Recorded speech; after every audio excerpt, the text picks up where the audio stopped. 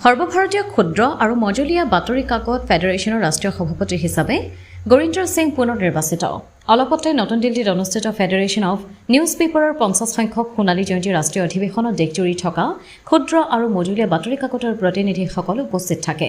দুদিনীয়া এই অধিৱেশনত সংবাদ মাধ্যমৰ বৰ্তমান পৰিৱেশ, প্ৰযুক্তিগত প্ৰত্যাহ্বান, বুদ্ধিজীৱী দায়িত্ব আৰু গণতান্ত্ৰিক সমাজত ছপা মাধ্যমৰ ভূমিকা আদিৰ ওপৰত বিস্তৃত আলোচনা অনুষ্ঠিত হয়। অধিৱেশনত ফেডাৰেশ্যনৰ ৰাষ্ট্ৰীয় সভাপতি পদলৈ গুৰিন্দৰ সিং পুনৰবাৰ বিনা প্ৰতিদ্বন্দ্বিতাৰে নিৰ্বাচিত হয়। সভাপতি হিচাপে দায়িত্ব গ্ৰহণ কৰাৰ পিছত গুৰিন্দৰ সিঙে জনায় যে প্ৰেছ কাউন্সিল অৱ ইণ্ডিয়াত ফেডাৰেশ্যনৰ 4জন সদস্য অন্তৰ্ভুক্ত হোৱাৰ ফলত ক্ষুদ্ৰ আৰু মজলীয়া বাতৰি কাকতৰ স্বাৰ্থৰ বিষয়বোৰ অধিক গুৰুত্ব সহকাৰে লোৱা হয়। দেশখনৰ সম্প্ৰতি প্ৰযুক্তিৰ আধুনিক বিপ্লৱৰ সময়ছোৱাৰ সন্ধিক্ষণত ছপা মাধ্যমৰ বিশ্বাসযোগ্যতা আজিও অটুট আছে বুলি তেওঁ মন্তব্য কৰিছে।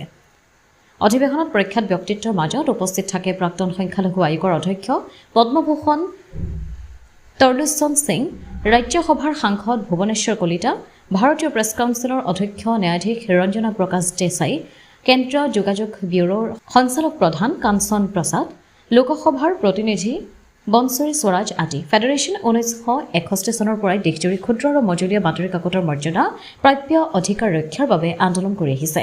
বিজ্ঞাপনৰ হাৰ বৃদ্ধি, বাতৰি কাকতৰ অনুমোদন, সাংবাদিকৰ ন্যায় বিচাৰ আৰু সাংবাদিকতাৰ নৈতিক মান বজাই ৰখাৰ ক্ষেত্ৰত সংগঠনটোৱে সদায় মুখ্য ভূমিকা পালন কৰি আহিছে। গ্ৰামাঞ্চলৰ সংবাদ মাধ্যম আৰু গণতন্ত্ৰৰ শিপা শক্তিশালী কৰাৰ ক্ষেত্ৰতো সংগঠনটোৰ অৱদান অনিবাৰ্য।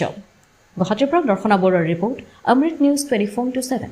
অমৃত প্ৰবাহ অসমীয়া সাপ্তাহিক কাকতৰ ডিজিটেল সংস্কৰণ অমৃত নিউজ, সত্যৰ সন্ধানত অমৃত নিউজ।